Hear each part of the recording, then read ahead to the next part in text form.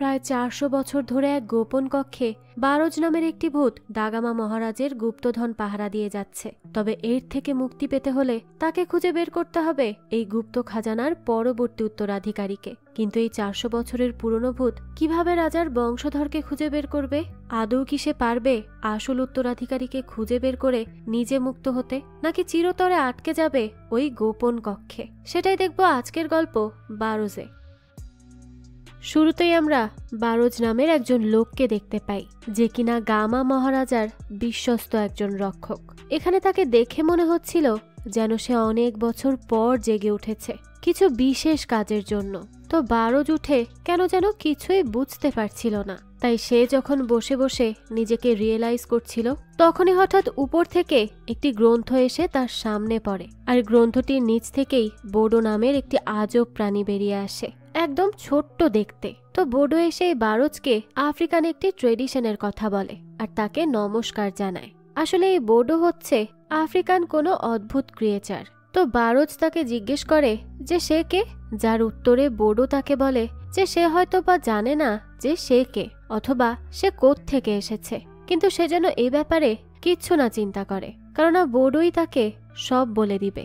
বোডো তাকে বলে যে আফ্রিকান সভ্যতার একটি ট্রেডিশনে একমাত্র সন্তান যদি কেউ থেকে থাকে তাহলে সে বোডো নিজেই। তার মানে হয়তো এই বোডো কোনো পূজনীয় কিছু, যাই হোক না কেন সে খুবই অদ্ভুত দেখতে। আর সে নাকি জ্যোতিষশাস্ত্রেও বেশ পারদর্শী। যাক, তাদের দুজনের মধ্যে এখানে ভালোই বন্ধুত্ব হয়ে যায়। তো বোডো তাকে এরপর সেই বইটা দেখায় আর বলে এই বইটি হলো একটি গুপ্তধনের নিয়মাবলীর গ্রন্থ। আর এই গ্রন্থের লেখা অনুযায়ী সে তো কখনো এই শহরের অধিবাসী ছিলই না, বরং বাইরের অন্য কোনো জায়গা থেকে তাকে আনা হয়েছিল। বিদেশি সৈনিকরা যেসব গোলামদেরকে ধরে এনেছিল তাদের মধ্যে বারোজের বয়স সবচেয়ে কম ছিল। তবে বারোজ তার সততা ও নিষ্ঠার মাধ্যমে দে গামা মহারাজার সবচেয়ে জনপ্রিয় রক্ষক হয়ে উঠেছিল।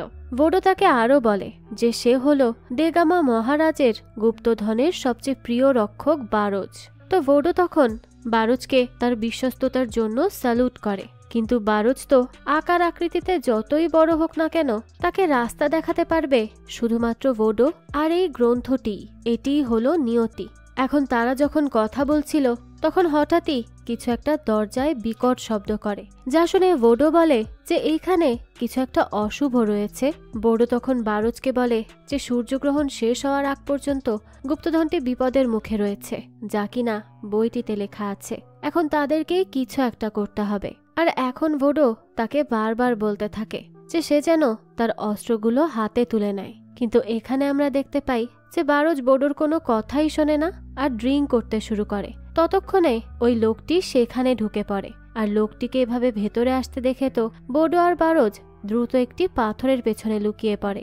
এখানে এতক্ষণে বারোজ রিয়েলাইজ করে যে এই জায়গাটিতেই মূলত গুপ্তধনগুলোকে লুকিয়ে রাখা হয়েছিল। কিন্তু ততক্ষণে বেশ কিছু ডাকাত সেইখানে ঢুকে পড়ে। বারোজ জানতো যে মূলত এই গুদাম ঘরেরই সুরক্ষার জন্য দে গামা মহারাজ বারোজকে এখানে নিয়োগ করেছিল। তাই সে তার মহারাজের কথা রাখে। এইখানে সে সবগুলো ডাকাতকে অনেক বাজেভাবে মারতে শুরু করে। কিন্তু তাদের কেউই তো বারোজকে দেখতে পারে না। এর কারণ হয়তোবা বারোজের কাছে অদৃশ্য হওয়ার বিশেষ কোনো শক্তি রয়েছে অথবা অন্য কিছু। তবে এই ব্যাপারে আমরা সামনেই জানতে পারবো। তো এখন বারোজ একে একে সবগুলো ডাকাত আর ডাকাতদের সর্দারকে মারতে শুরু করে। তো এইখানে ডাকাতগুলোও বুঝে যায় যে এটা বারোজেরই ভূত, কারণ আশেপাশের সবাই জানতো যে এই গুপ্তধন নাকি বারোজ নামের কোনো ভূত 400 বছর ধরে পাহারা দিচ্ছে। কিন্তু তারা তো এতে পাত্তা দিয়েছিল না, তাই তারা এখানে চলে আসে চুরি করতে। কিন্তু এখানে এসে বারোজের কাছে মার খেয়ে তো তারা খুবই ভয় পেয়ে যায় আর সেখান থেকে পালাতে থাকে। এরপরে বারোজ যখন গুদাম ঘরের গেট থেকে বের হতে নিচ্ছিল তখনই সে দেখতে পায় তার হাতে পায়ে শিকল জড়িয়ে যাচ্ছে। এটা দেখে সে খুবই অবাক হয়। সে বুঝতে পারে না তার সাথে এমন কেন হচ্ছে, এ কি জাদু চলছে তার সাথে। তখন বোডো বলে যে গ্রন্থটিতে লেখা রয়েছে যে এই গুদাম ঘরের গুপ্তধনের রক্ষক কোনোদিনও এই গুদাম ঘর থেকে বের হতে পারবে না। সে আরো বলে যে গ্রন্থে লেখা রয়েছে যে প্রথম লুটেরাদেরকে এই গুদাম ঘর থেকে জ্যান্ত পালিয়ে যেতে দেওয়াটা একটা বুদ্ধিমানের কাজ ছিল, কেননা এর ফলে তারা বাইরে গিয়ে বারোজের ব্যাপারে সবাইকে জানাবে, যার ফলে অন্যান্য ডাকাতরাও ভয়ে এখানে আসতে সাহস পাবে না আর সব গুপ্তধন সেফ থাকবে। তো এখন বারোজ বোডোকে জিজ্ঞেস করে যে ডাকাতগুলো এখান থেকে পালিয়ে কেন গেল, তারা এমন কি দেখলো যে এখান থেকে এভাবে পালালো।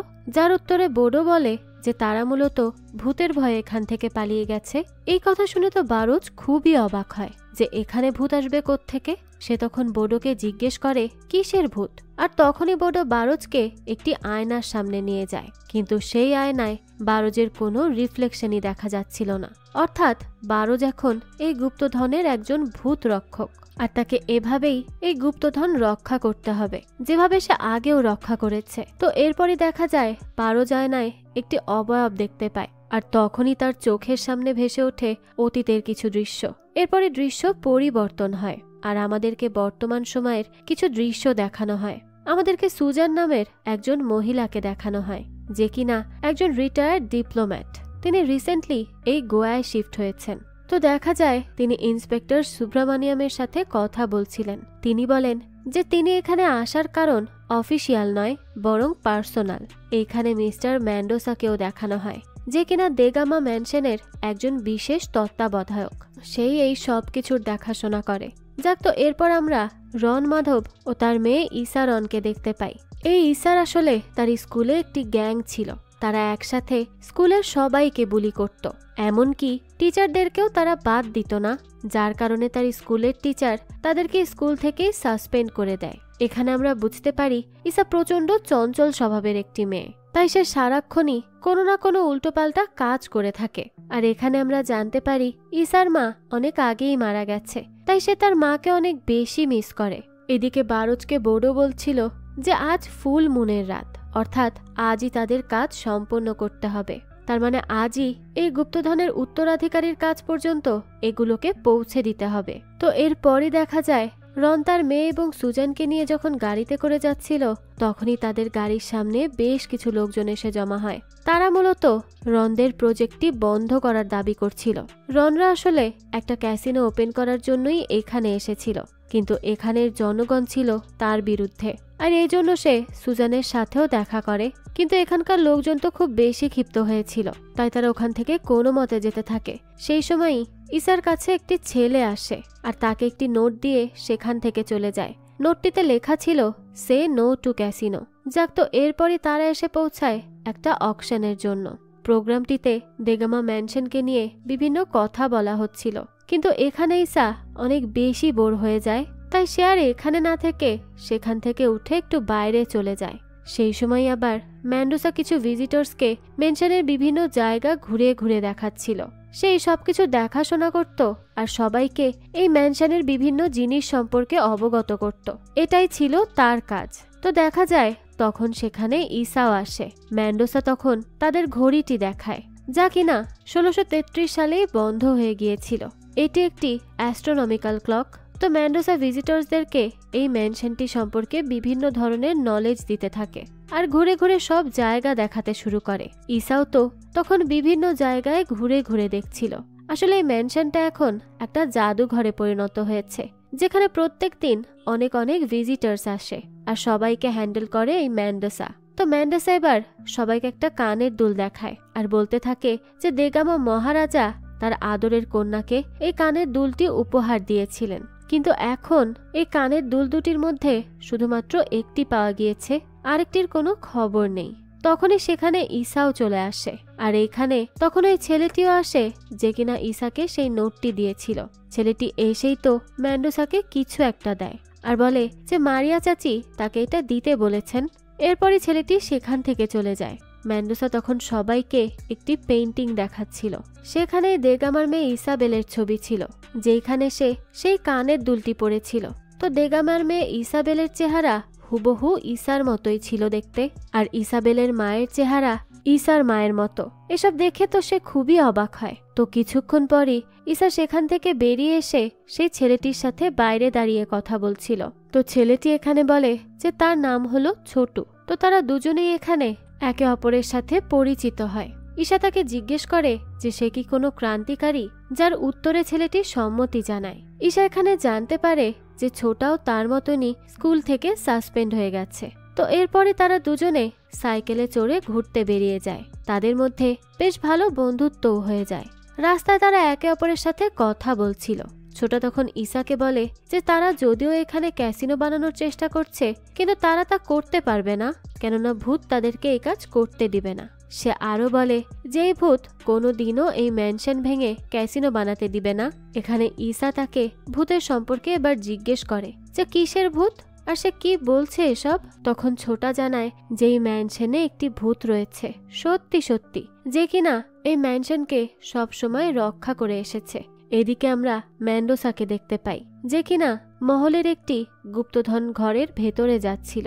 তো সে ভেতরে গিয়েই সেখানে পড়া একটি বক্সের ভেতর থেকে একটি স্ক্রল বের করে আর তার দিকে এক দৃষ্টিতে দেখতে থাকে। সে আরো খেয়াল করে যে সেই 1633 সালে বন্ধ হয়ে যাওয়া ঘড়িটি আবারও অদ্ভুতভাবে চলতে শুরু করেছে। এটা দেখেই তো সে অবাক হয়ে যায়। আর এইদিকে ঈশা আর ছোটা আসে ছোটার চাচির সাথে দেখা করতে, কেননা ঈশা জানতে চাচ্ছিল যে ছোটার চাচি আসলে কোনো তান্ত্রিক কিনা। কারণ ছোটা বলেছে যে সে ম্যান্ডোসাকে যেই তন্ত্রমন্ত্রের জিনিসটি দিয়েছিল সেটা মূলত ছোটার চাচি তাকে দেওয়ার জন্য বলেছে। তো ঈশা সেখানে এসে সেখানের বাচ্চাদের সাথে কিছুক্ষণ মজা করে, আর এরপর তারা চলে যায় ছোটার চাচির সাথে দেখা করতে। কিন্তু কেন যেন তার চাচি ঈশাকে দেখার সাথে সাথেই বেশ উত্তেজিত হয়ে যায়। আর এটা দেখে তো ছোটা তাকে বলে সেখান থেকে সে যেন দ্রুত পালিয়ে যায়, কারণ তার চাচির আজ হয়তো বা মন ভালো নেই, বা সে হয়তো বা কিছু নিয়ে অনেক রেগে আছেন, সেই জন্য এমন ব্যবহার করছেন। তো কিছুক্ষণ পর সেখানে ম্যান্ডোসাও আসে। সে সেখানে ঈশাকেও দেখতে পায়, কিন্তু সে সেখানে ঈশার সাথে কোনো ধরনের কথা না বলেই ছোটার চাচির সাথে দেখা করতে চায়। সে ছোটার চাচির কাছে সে স্ক্রলটি নিয়ে আসে, যেখানে দেগামা মহারাজের মেয়ে ইসাবেলের ছবি আঁকা ছিল, যে কিনা দেখতে হুবহু রনের মেয়ে ঈশার মতো। এখানে তার সন্দেহ ছিল যে হয়তোবা এই ঈশাই সেই ইসাবেল, যার উত্তরে ছোটার চাচি বলে যে এখানে সন্দেহের কিছুই নেই, বরং এটাই সত্য, তার পুনর্জন্ম হয়েছে। তাই তাদের এখন যে করেই হোক মেয়েটিকে সেই গুপ্তধন রাখার স্থানে যাওয়া থেকে আটকাতে হবে। কিন্তু তার আগে মেয়েটিকেই মহড়া বানিয়ে প্রথমে সেই ভূতটিকে সেখান থেকে বের করে আনতে হবে। অপরদিকে আমরা রনকে দেখতে পাই, যে কিনা ঈশার উপর বেশ রাগারাগি করছিল, কারণ তারা যেই ক্যাসিনো তৈরি করার কাজে এখানে এসেছিল, ঈশা ওই ক্যাসিনো তৈরির বিরুদ্ধে যারা ছিল তাদের সাথে গিয়েই আনন্দ করছিল, যা দেখে তার বাবার মোটেও ভালো লাগে না।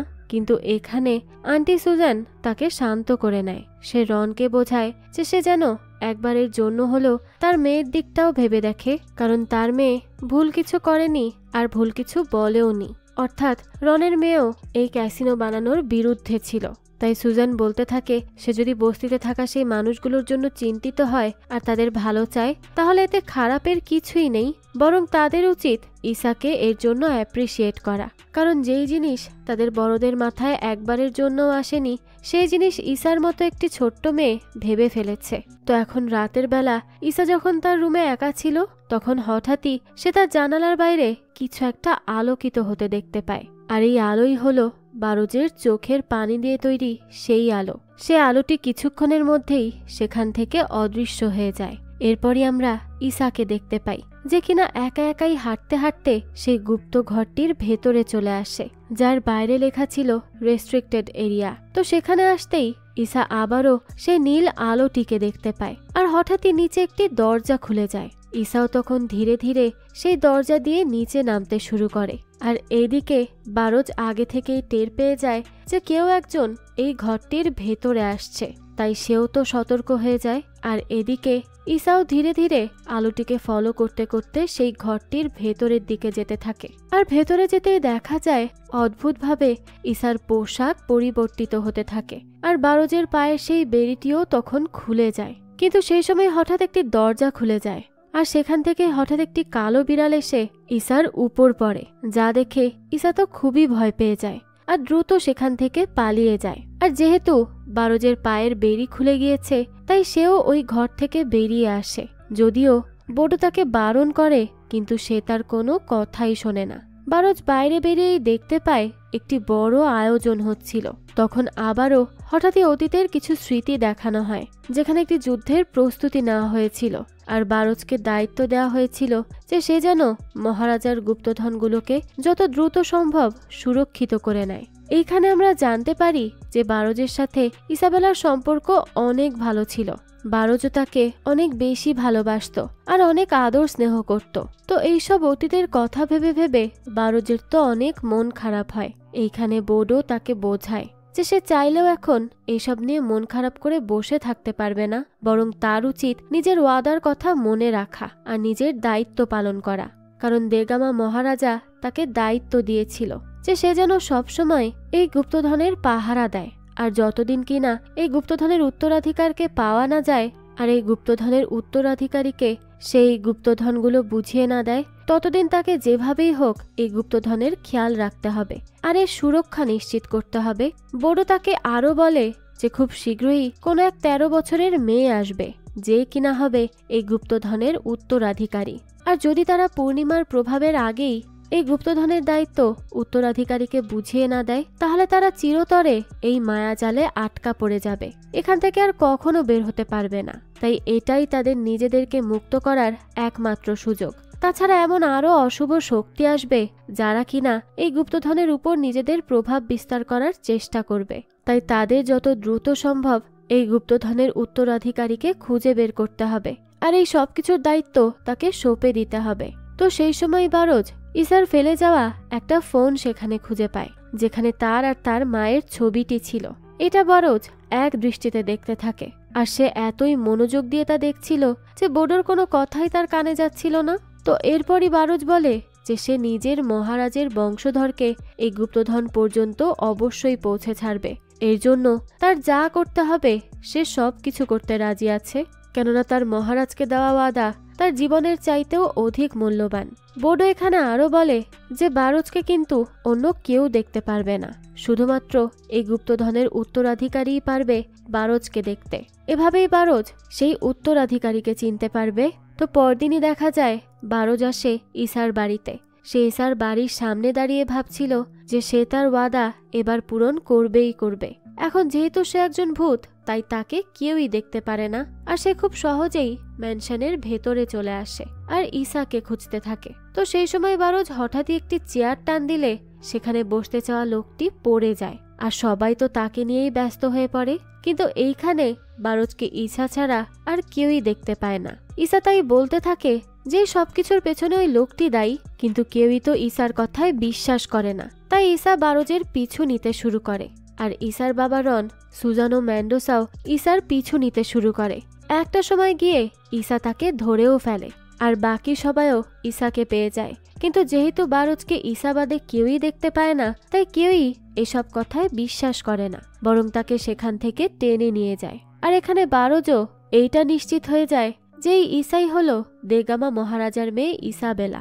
এদিকে ছোটার চাচি তো অনেক খুশি হচ্ছিল, কারণ সে জানতে পেরে যায় যে ওই ভূতটি অর্থাৎ বারোজ সে গুপ্তধন রাখা জায়গাটি থেকে বেরিয়ে এসেছে। তাই সে ম্যান্ডোসাকে বলে যে বারোজকে 2 দিনের মধ্যেই শেষ করতে হবে। এখানে ম্যান্ডোসা বলে যে সে যেন বারোজকে শেষ করার জন্য যা করা লাগে তার সবটাই করে। আর তাছাড়া নিলামি শেষ হয়ে গেলে ম্যান্ডোসাও আর সেখানে যেতে পারবে না। তো সে সেখানে ছোটার চাচির জন্য 1633 সালে লেখা একটি বই নিয়ে আসে আর তাকে পড়তে বলে, কেননা এর ভাষা ম্যান্ডোসার পক্ষে পড়া সম্ভব নয় আর এই বইটি কেবল ছোটার চাচিই পড়তে পারবে। তো সেই বইটি পড়ে বলে যে বারোজের সবচেয়ে বড় গুণ ছিল তার বিশ্বস্ততা, আর তার এই বিশ্বস্ততার মাধ্যমেই তাকে ধ্বংস করা সম্ভব, এমনটা এই গ্রন্থে লেখা আছে। এখন এদিকে পুলিশ অফিসার সুব্রমণিয়াম সেদিনের মিনিস্টারের পড়ে যাওয়ার সময়ের সিসিটিভি ফুটেজ আনে আর ইসাকে দেখায় আর তাকে বলে যে তারা যতবারই সিসিটিভি ক্যামেরা চেক করেছে তারা কাউকেই সেখানে দেখতে পায়নি, তাহলে ইসা কাকে দেখলো?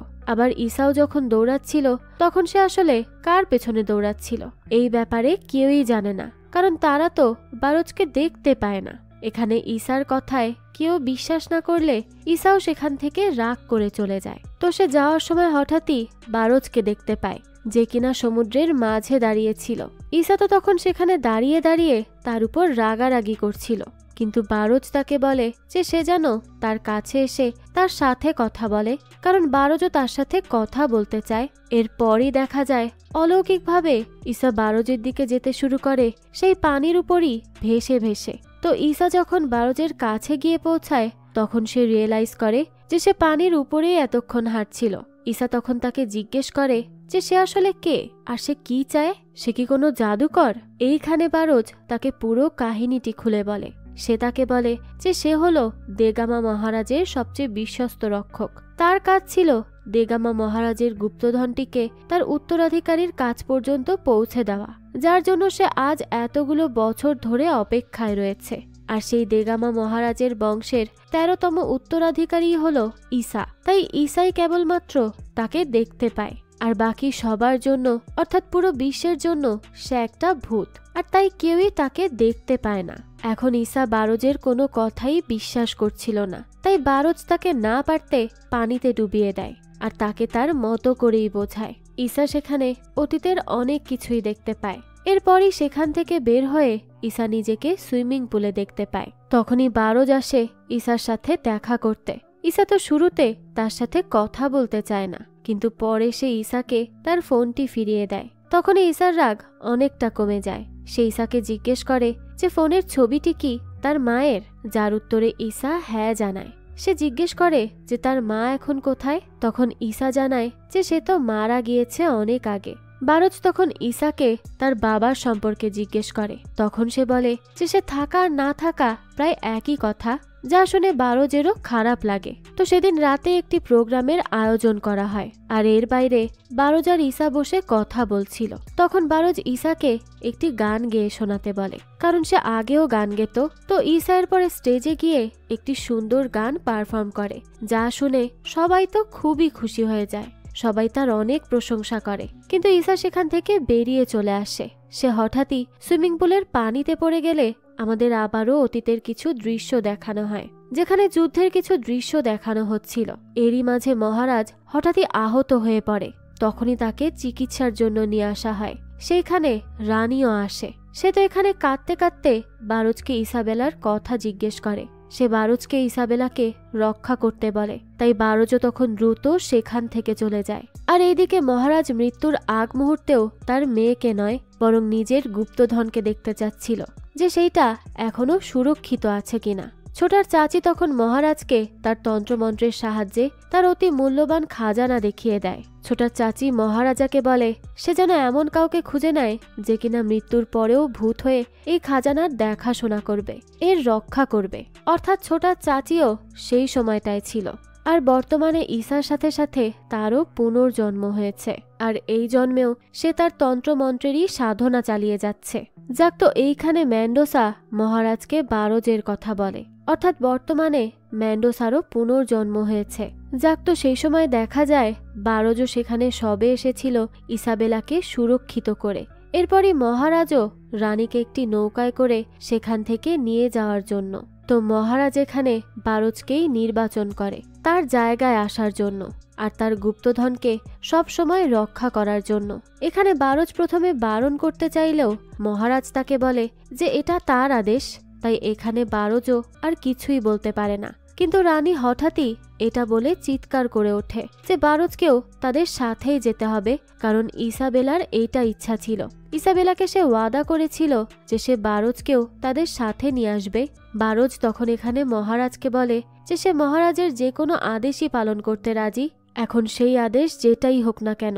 এখানে বারজের তার মালিকের প্রতি শ্রদ্ধা ও নিষ্ঠা দেখে মহারাজা খুবই অবাক হয়ে যায় আর সেখান থেকে তার স্ত্রীকে নিয়ে চলে যায়। তখন বারজও তার রাজার আদেশ অনুযায়ী অনেক ধরনের তন্ত্রমন্ত্র করা পানীয়টি পান করে নেয়। এদিকে ইসাবেলা বারজের জন্য অধীর আগ্রহে অপেক্ষা করছিল। সে বারবার তার বাবা মাকে জিজ্ঞেস করছিল যে বারজ কোথায়, কারণ বারজ ইসাবেলাকে ফিরে আসার ওয়াদা করেছিল।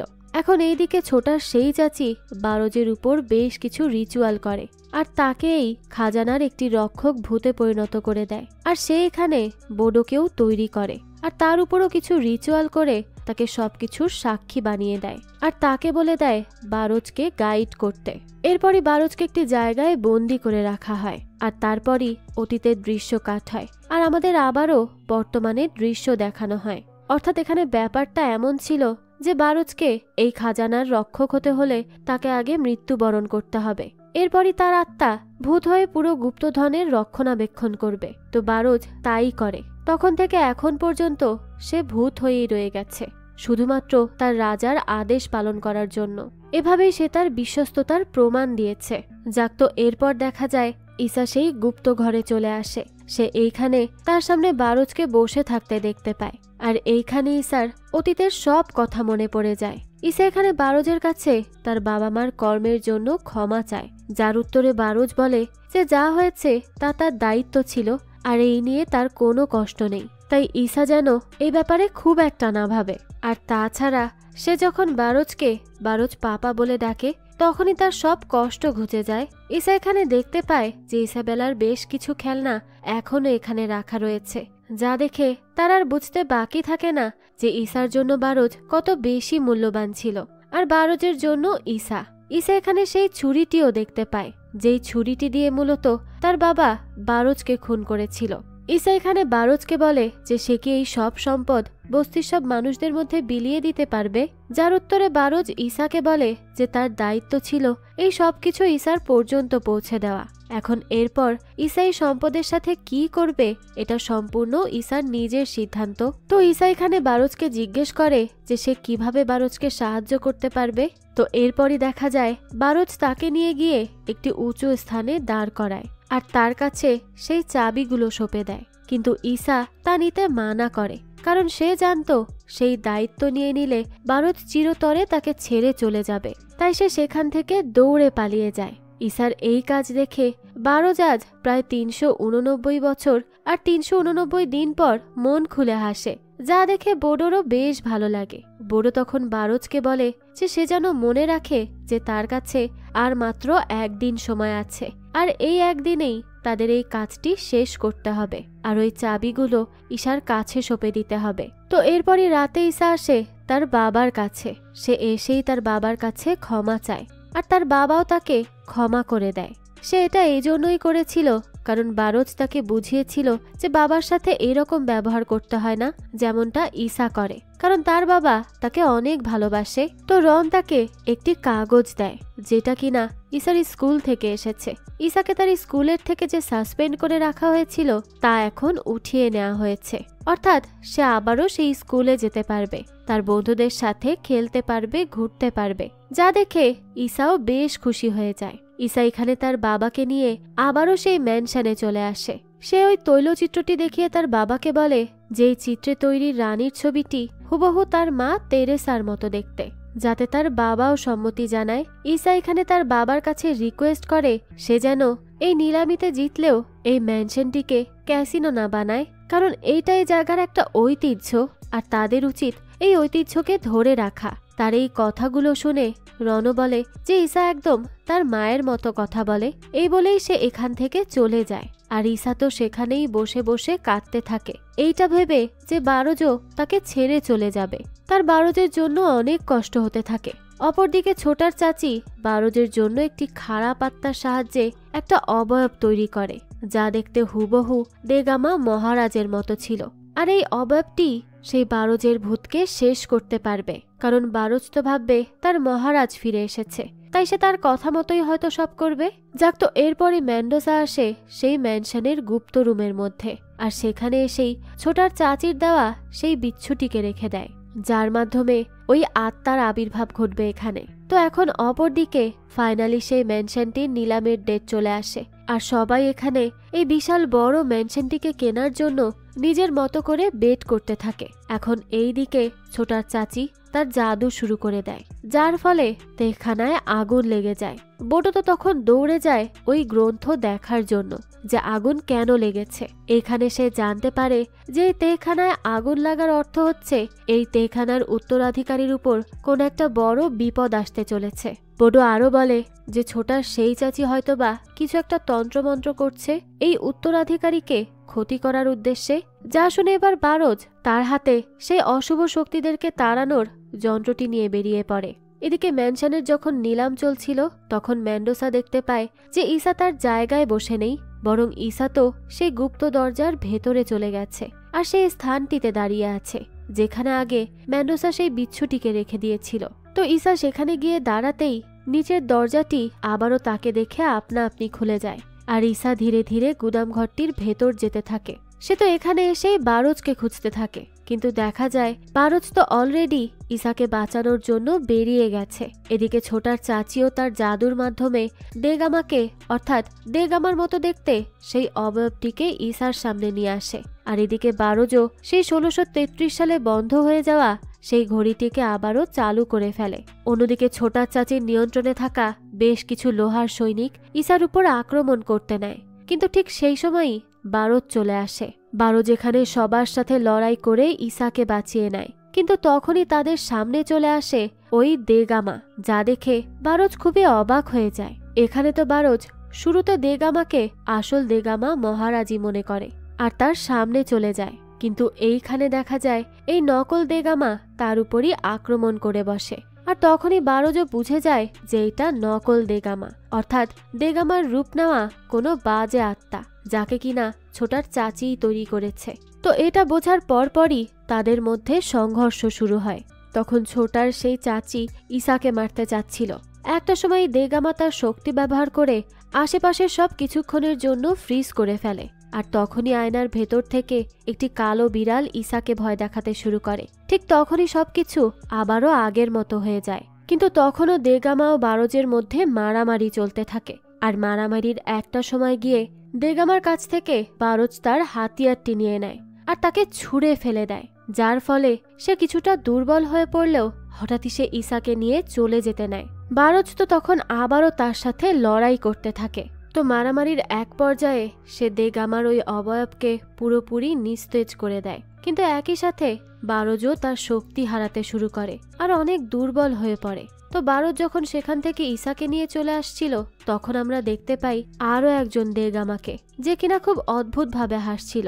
আমরা দেখতে পাই একেও ছোটার সেই চাচিই তৈরি করেছে, কিন্তু এবার সেই দেগামাকে আরো বেশি শক্তিশালী করে দিয়েছে।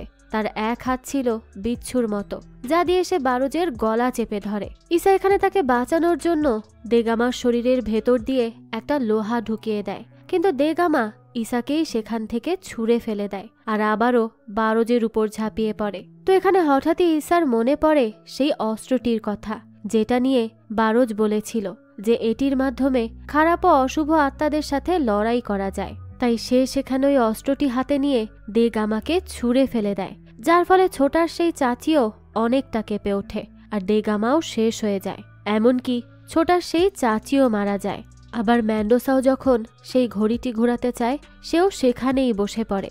এই ম্যান্ডোসা আর ছোটার ওই চাচি এত চেষ্টা করলো এই গুপ্তধন পাওয়ার, কিন্তু এত চেষ্টার পরেও তারা অসফলই থেকে যায়, কারণ তাদের উদ্দেশ্য খারাপ ছিল।